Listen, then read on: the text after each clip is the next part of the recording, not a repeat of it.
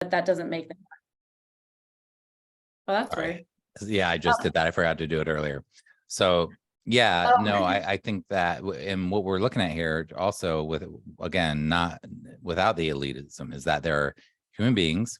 And in fact, I think part of the problem is that with the elitism is that a lot of people who are not traditionally gifted or perceived by society as traditionally gifted are not located or measured or found for their giftedness.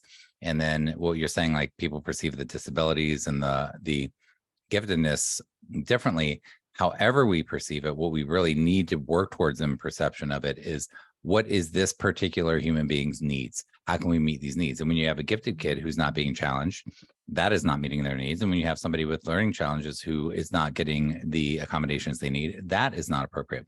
So we just want to see everybody for like, what are your legitimate needs? How can we serve you best? How can we educate you best? How can we love you best? How can we give you what you need so that you can really develop and having a great life? And then what were the three things you mentioned? Because I liked the intensity. Yeah, intensity, complexity, and drive. Those are the three things that are mentioned in the Gifted Adult book. Some of her book, I do feel like some of what she identifies as strictly giftedness, I think is probably twice exceptionality. So I always suggest that with caution, because I think it's important that we don't dismiss the challenges that come with, say, ADHD or other things that might come along with it, and not attribute it all to giftedness. But I will say so the important thing, I've a couple really good examples of kids who had not been identified gifted, had been identified special education, and I discovered through assessment that they in fact were. One had never been tested and never thought they were smart.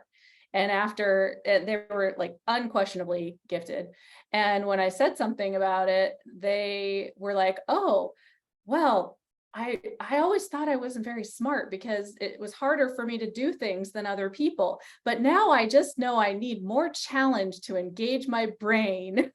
And I was like, and of course that was something I had said, but it was just so like, that was just so great to see, because, you know, this person had never been tested before. No one had ever looked at that piece. And because I think what confuses people the most is that when they struggle for the basics, but do well with the challenging stuff, what people try to do is they try to, if you're struggling with a basic, they try to make it even more basic, right?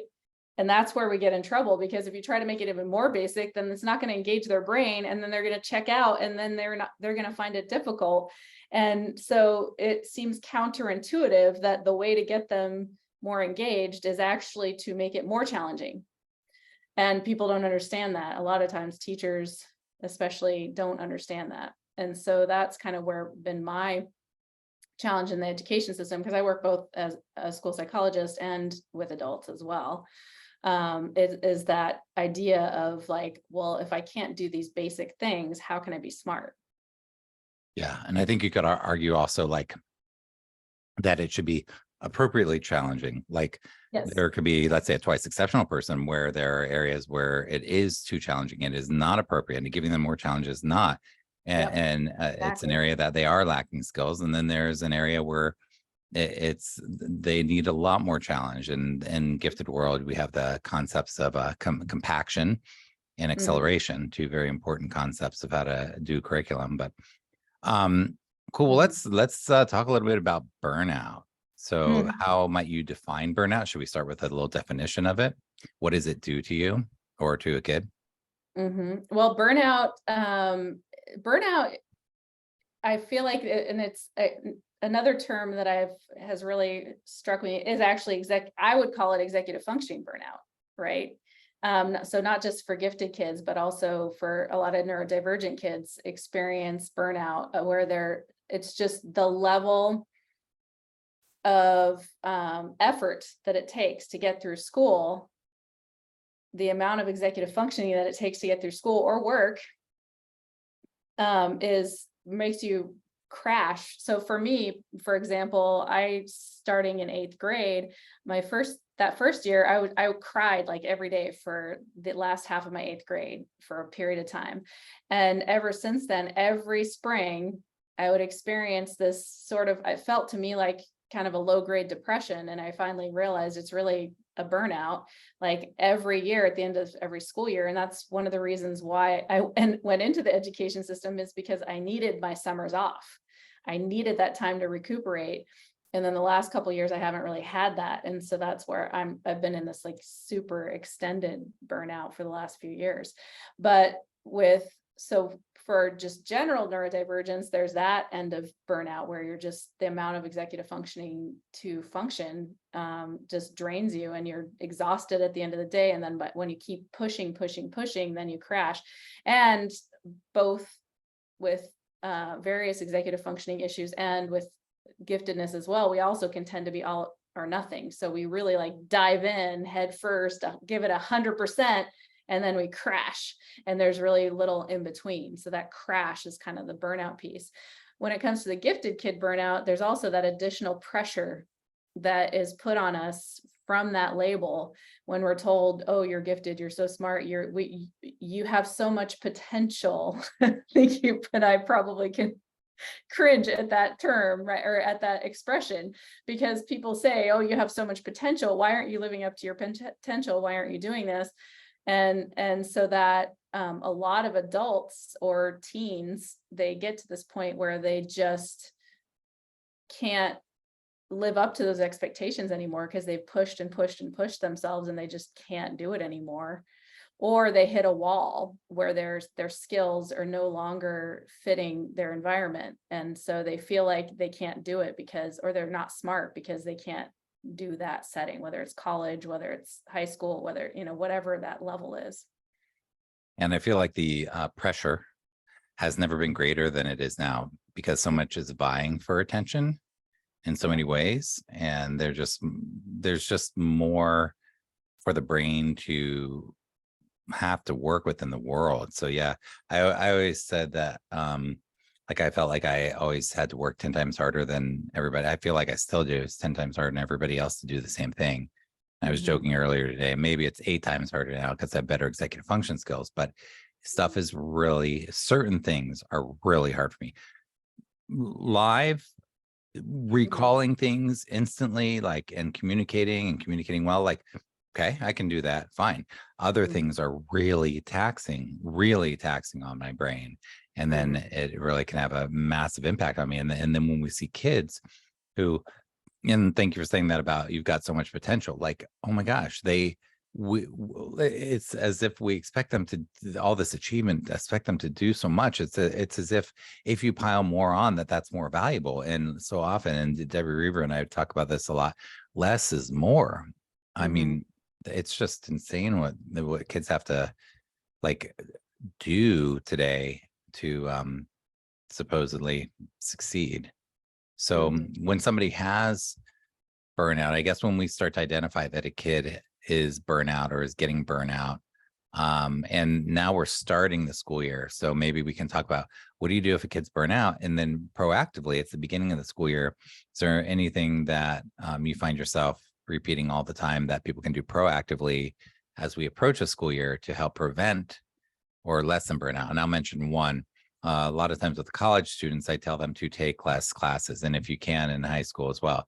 And the kids that really have this idea in their head that they need to be taking X amount and stuff, and it's like, again, the less is more concept. That's one thing that I talk about a lot. But yeah, well, I think one of the things is like not trying to accepting that like one size doesn't fit all. And so when we get stuck in this idea of this is how this is done, and this is how it's always been done, and letting go of that and trying to figure out actually what works for each individual kid. And some of that's on it depends on their age. I think encouraging kids to figure that out too, and helping them find resources of what works for them. I think that's a big piece for me recently, especially this summer. This summer, I really had to push to let myself do nothing. And in fact, and this is something I think I would encourage all, kids to figure out as well, and figure it out early, is like, what is something that makes you feel completely relaxed? I don't have a lot of those things. I'm trying to learn more. So for me, one thing is floating in water. And that's something I just now can do, but I'm trying to work on other things, because there's this always something else going on. Your brain's always thinking like, oh, I should be doing this. Oh, I should be doing that. And when you relax, it's not relaxing if you're thinking about all the things you should do. And that is a practice, and it is not easy. Mhm. I know I Yeah. did like a 10-day meditation retreat one time, and I didn't stop thinking once during it. And as Yeah. adults, you can look at a baby, how they'll eat food or play with a toy, and they're so present with it. And Mhm. it really is hard for us. But yeah, we have to find those things where we are really present and relaxed. And I think also teaching kids about noticing. So one of the videos I did the other day, I talked about the eye saying I notice, but like noticing. So for example, I notice you're nodding right now. Mhm.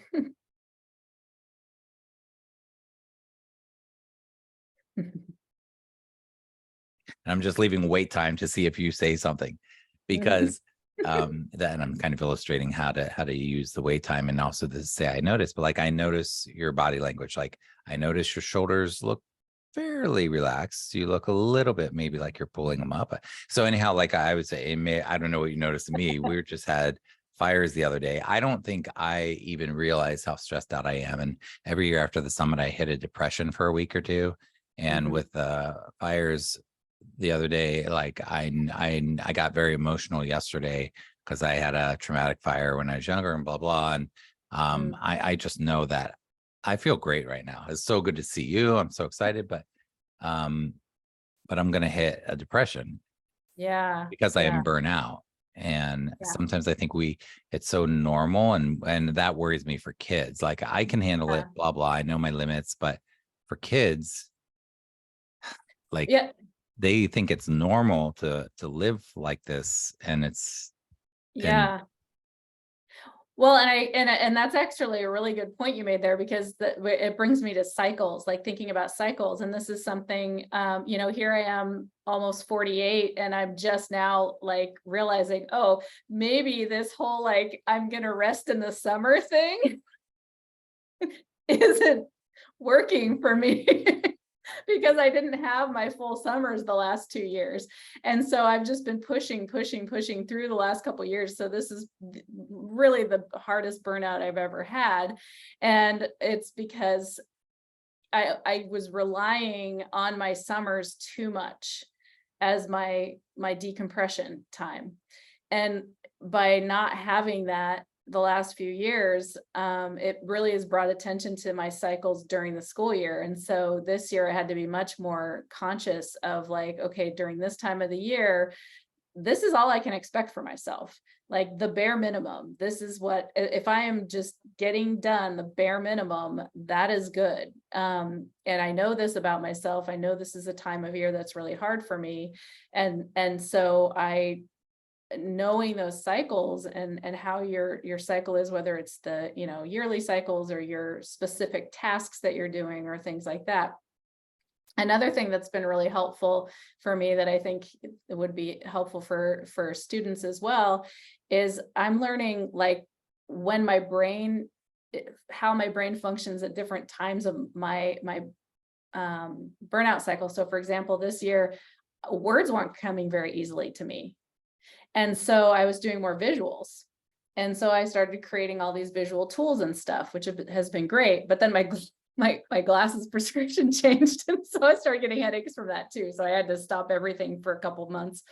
And now I'm kind of back on that track now that I got new glasses. But I think the thing that would have helped me realize sooner that I needed new glasses is a practice I used to do years ago that I need to start doing again, which was basically, especially when I'm like working or doing something that is easy to get sucked in and not pay attention, to check in, like set a timer every hour and just check in with my body and feel like the tension, I would just rate my tension and my pain. And it helped me to, because for me, chronic headaches are the biggest thing that come up, and I could actually feel the headache start to creep up the back of my head. And if I stopped it, then I could stop and do some stretches that helped. But if it was already here, I was done for the day.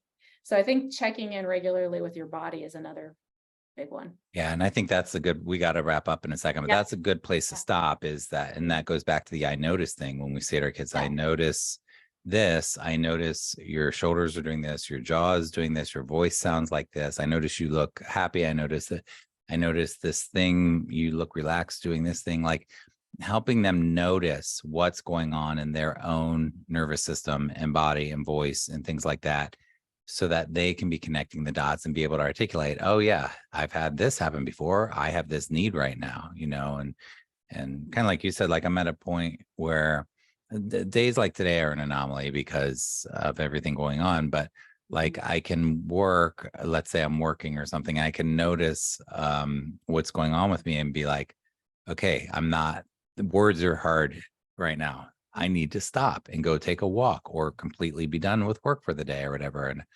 I need to, do this or that. And again, I can't imagine, it's just so hard for kids because they have to go to school at X time, be there for X hours, whether or not they slept, whether or not they're having social challenges or, it's like, man, it's a lot, but nonetheless, to help them notice this is how you're responding and help them sort of have a relationship with that, so that they're doing check-ins. And I like what you said. Yeah. Doing a check-in with yourself. Where am I at? And I do like 1 through 10 temperature checks, like on a scale of 1 to 10. And I do a lot of different kinds, but for us to just stop, so I have a thing in front of me. This is stuck to my computer. And what I noticed last week, because I'm in summit mode, and is I would be like just trying to do, and it was, and every time I see it, I'm like, okay, relax, breathe, and just pause and check it anyhow. So any final words? That's a good question. I think just like I would really recommend like really start thinking about these practices early on in school, because here I am in my approaching 50, and I'm now like realizing these are things I should have been doing all along. And it's not something you have to like, checking in regularly with yourself and letting yourself do the minimum in difficult times and things like that are all things that you can start practicing now.